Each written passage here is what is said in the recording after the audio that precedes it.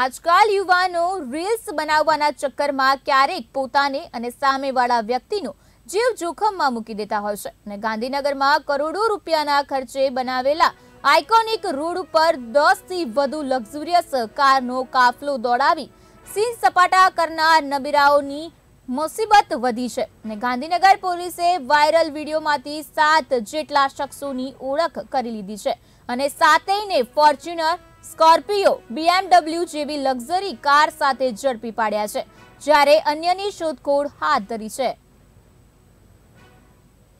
ગાંધીનગરના gift city એરિયામાં અને સિગ્નેચર બીચ આજુબાજુમાં એક લિસ્ટ વાયરલ થયેલી હતી, જેમાં કેટલાક ઇસમો અલગ અલગ ગાડીઓ, ફોર્ચ્યુનર ગાડીઓ, સ્કોર્પિયો ગાડીઓમાં પૂર ઝડપે ગફલતભરી રીતે ગિફ્ટ સિટીના રોડ ઉપર વાહન ચલાવી રહ્યા હોય એ પ્રકારની લિસ્ટ વાયરલ થઈ હતી। જે બાબતે ગાંધીનગર પોલીસને ધ્યાનમાં આવતા ડીઆઈજીપી યાદવ સર અને એસપી રવિ તેજા વાસમ સિટી સાહેબની સૂચનાથી અમે તાત્કાલિક અસરથી ડબોડા પીઆઈ અને ઇન્ફો સિટી પીઆઈની મદદથી અમે ટીમ બનાવેલી હતી અને આ રીલ્સ બાબતે ખરાઈ કરતા અમને માલુમ પડેલું હતું કે આ જે રીલ્સ બનાવેલી છે એ રીલ્સ તારીખ 23/6/2024 આશરે 2 મહિના પહેલા બનાવેલી હતી અને આ જે રીલ્સ બનાવવાના ઈસમો છે એ મોસ્ટલી બધા ડબોડાની આસપાસના ફિરોજપુર ગામના વતનીના ઈસમો હતા